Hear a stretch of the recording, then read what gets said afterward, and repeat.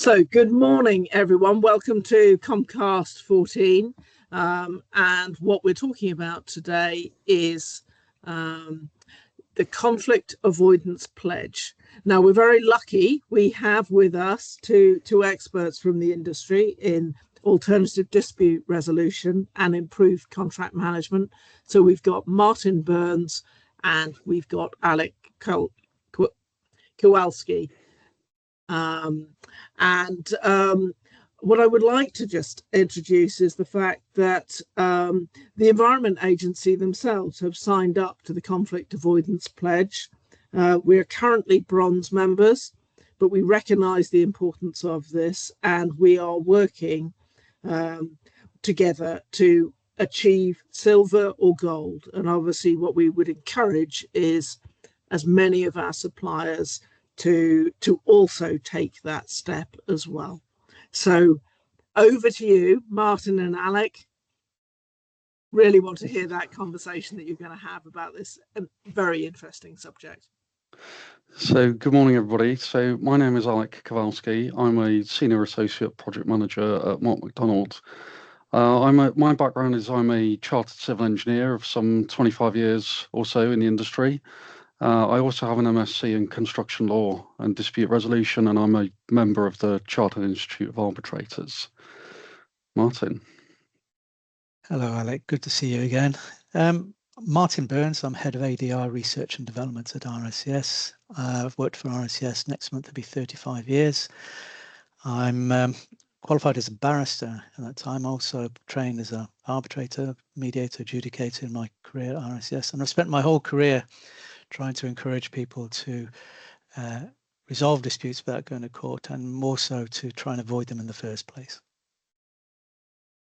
So as Veronica's introduced, we're going to be talking about the Conflict Avoidance Pledge. So perhaps you'd like to tell us all what it is.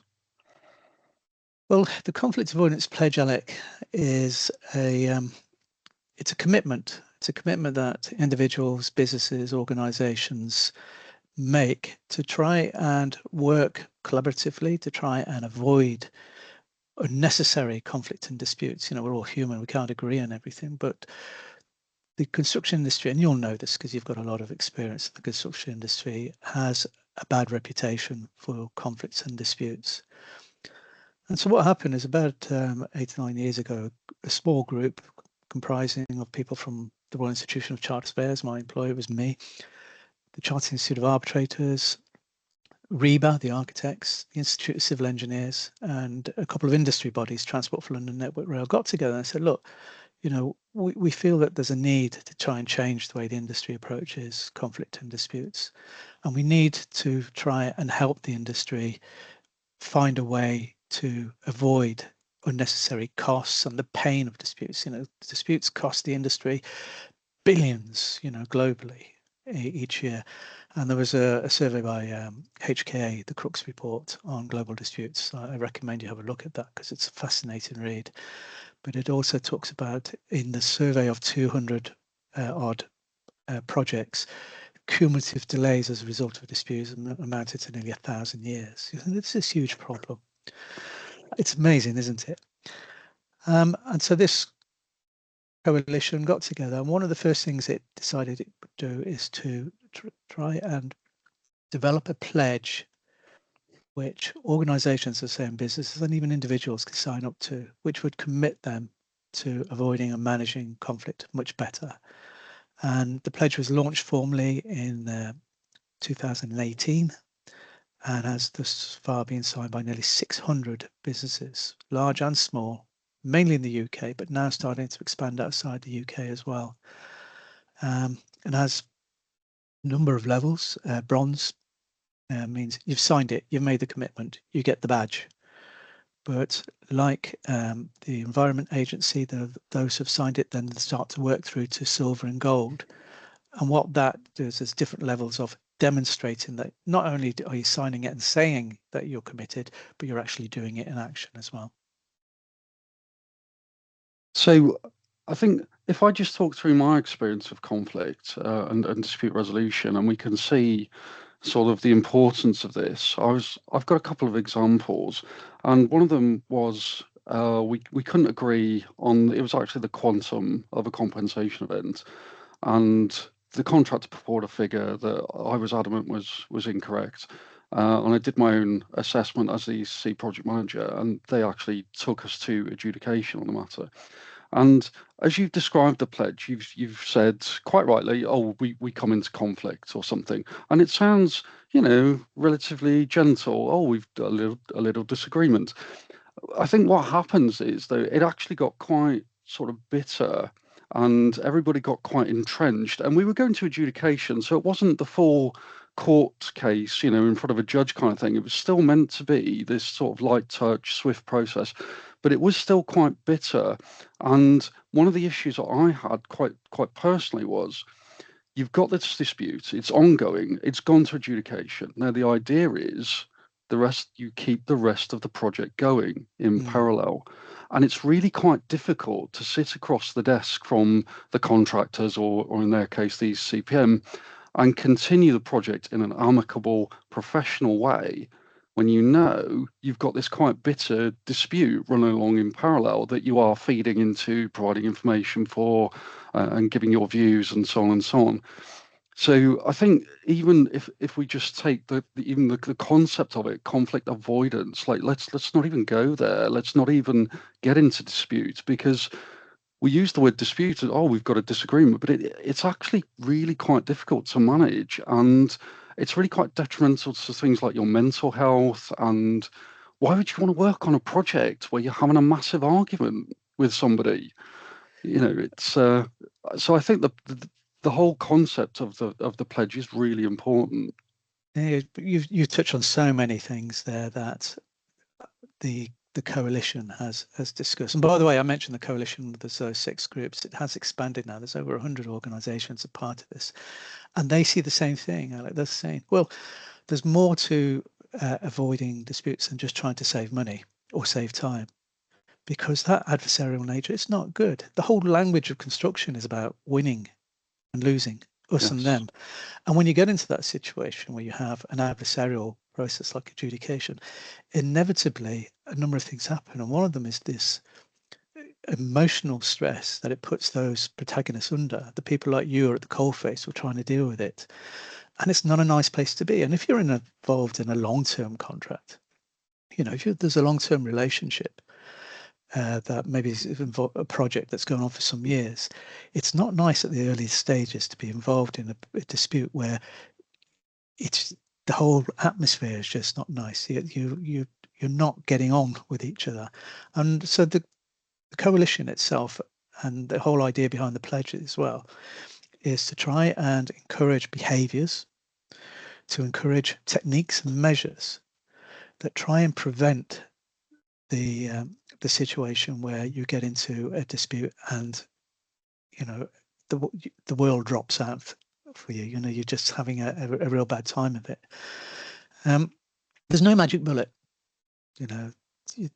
What I've seen is a whole raft of measures that people have put in place. First of all, getting the procurement right, making sure it's not a race at the bottom, making sure that the right organisation is right for the job, getting the contract right. Stop putting a huge amount of amendments into the contract. Make the contract fit for purpose for the job as well, in the sense that standard forms of contract are there for a reason. A lot of people put a lot of thought behind them and making them fit for purpose. But use the contract that's right for the job. Put measures in the contract. And the NEC forms are very good at this. And the NEC form, by the way, have recently included optional clauses for conflict avoidance panels and dispute boards. But measures within the contract that mean that there's a safety net that tries to prevent you from ending up in those situations where you're in that adversarial dispute resolution. I think I want to put my cards on the table here as well, Alex. Say, I'm not against adjudication or any of these forms. I think they have a place. Yes. But there's so many problems that end up in those situations unnecessarily. And when they do, and I call them protagonists, don't I? Because that's what they become. Instead of partners in trying to get a project resolved, they become protagonists, which is not good. So I've got a further example then, Martin. So that adjudication I was talking about was for like £2.5 million. on a completely separate project, totally different players. We ended up in dispute over a much higher amount. It was in excess of £7 million, and the team took the approach of mediation rather than adjudication. Now, again, I don't want to seem too negative about adjudication. It does have its place, but in the mediation, I felt like instead of just an outside party who doesn't know, exactly what was going on, all they can do is read what you put in front of them, and they force a decision. In the mediation, there was much more of coming together of, I see your problem, I want to understand your problem, you have to understand my position, how can we come to a resolution, while perhaps not totally satisfactory for everybody, but like satisfactory enough that we can make an agreement. And it was a totally different atmosphere, I have to say, Martin. It was a totally different atmosphere. And that project, I'm sure people still were, nursing a few bruises from that experience, but it was bruises rather than bloodied. It was, we can still work together, we can still finish this project, and we can still come together at the end and agree that it was a good project. It's a completely different dynamic, isn't it? Yeah. I trained as a mediator many years ago in the 90s. And what I learned when I trained as a mediator, and what I've learned since about mediation, is it's simply a negotiation between two parties who are trying to find a solution to their problem. And it just so happens that negotiations can sometimes be difficult and challenging. And what the mediator does is facilitate that negotiation, help it move on, stop entrenchment, stop people getting into the negative positionings, and also informing parties, because there's nothing worse than taking a position on what you know when actually you don't know everything. Yeah. And what the mediation actually does is help inform through that dynamic. And that whole attitude as well is what the coalition and what the pledge is trying to encourage, is a much more cooperative, much more, okay, we got a problem, we can't always agree on everything, but let's not go into adversarial mode, let's not lose control over this, let us find a way through and find our own solution. So Martin, exactly on that, let's bring it back to the pledge for a second then. You've mentioned some high level signatories, some really important bodies. Here we see them on the screen. Now, undoubtedly, the people at the top of those organisations are invested in this and see the value in this. How do we make sure that trickles down to the people actually enacting the contracts? How do we ensure they're signed up to the sort of things that the pledge is advocating for? And I'll tell you exactly what I mean is that it's often described as a game. The compensation process or the change management process, claims variations, it's seen as a game, and it's the contractor playing their game and we have to fend off their claims and this sort of thing. And I don't think that's the right approach. I think that, what we're talking about earlier about the right individuals and the right sort of partnering and solution focused, it's very different to the people who play the rough and tumble of claims management and variation. So how do we use the pledge? How do we use the organisation to get that message right down to the people at the bottom? I said earlier, I looked at the pledge, and what we're trying to achieve, it's not a magic bullet, but it's part of an overall campaign that the coalition is involved in. And part of that campaign is about educating. Interestingly, the coalition has grown to around 100 of itself.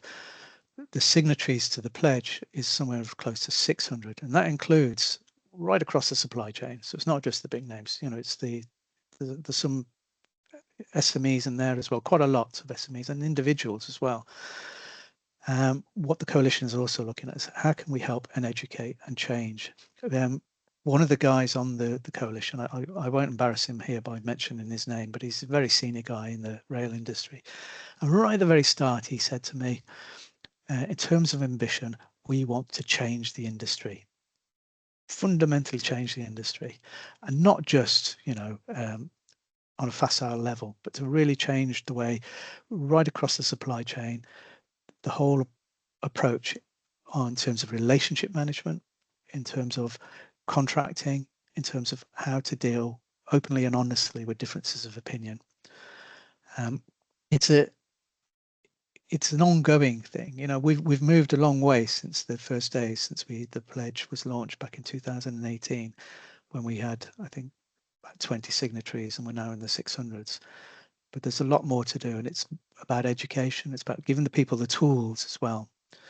By the way, the Conflict Avoidance Coalition publishes a toolkit, which is an information piece which helps organisations from top down understand and take advantage of different measures, different techniques they can use right across the project lifetime to manage and resolve disputes. So then, to make some final points then, how would you measure success, or how does the coalition manage measure the success of this pledge? Such a good question. And finally, what do you say to people who are like, oh, this is all this touchy-feely stuff? The reality of construction is that it's about commercials. If we're not making money, we're out of business.